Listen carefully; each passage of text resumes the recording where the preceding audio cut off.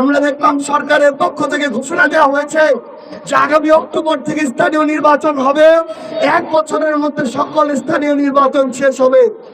আমরা বিএনপি সরকারকে এটার জন্য ধন্যবাদ জানাতে চাই, কিন্তু একটা হুঁশিয়ারি দিতে চাই, একটা সতর্কতা দিতে চাই, একটা আলটিমেটাম দিতে চাই। জাতীয় নির্বাচনের মতো সরকার থেকে শুরু করে প্রশাসন কেউ যদি বিন্দু মাত্র চেষ্টা করে স্থানীয় নির্বাচন ইঞ্জিনিয়ারিং এর চেষ্টা করবে, এই বাংলাদেশে সেটা আর কোনোদিন সম্ভব না।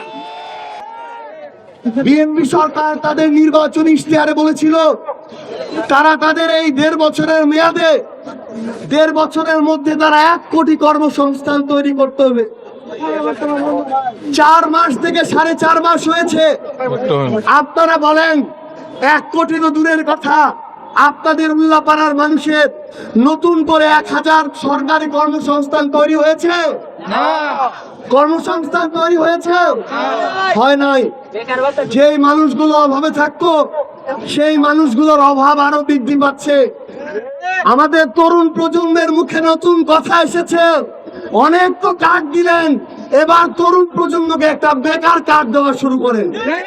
আমরা আমাদের প্রিয় মন্ত্রী, আমাদের বিদ্যুৎ মন্ত্রীকে বলতে চাই, 63 জেলা বাদ দিলাম, আপনার এই জন্মভূমি জেলার মানুষও সাক্ষী দিবে যে এই উল্লাপাড়া সিরাজগঞ্জ লোডশেডিং হয়।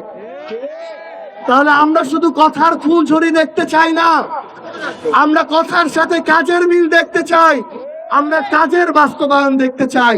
আমরা আমাদের বিএনপি সরকারকে বলতে চাই, আপনারা আমাদের অভ্যুত্থানের সহযোদ্ধা ছিলেন, আপনারাও নিপীড়িত নির্যাতিত ছিলেন। এই বাংলাদেশের তরুণ প্রজন্মের যৌক্তিক কোটা সংস্কার আন্দোলনের মধ্য দিয়ে আমাদের এই নতুন বাংলাদেশ, তাদের জন্য আপনাদের কর্মসংস্থানের ব্যবস্থা করতে হবে। যদি কর্মসংস্থানের ব্যবস্থা না করতে পারেন, এখানে আমার এমন অনেক ভাই আছে, অনেক বাবা চাচা আছে যাদের সন্তানেরা অনার্স মাস্টার্স শেষ করেছে, বছরের পর বছর যায়, একটা চাকরির ব্যবস্থা হয় না।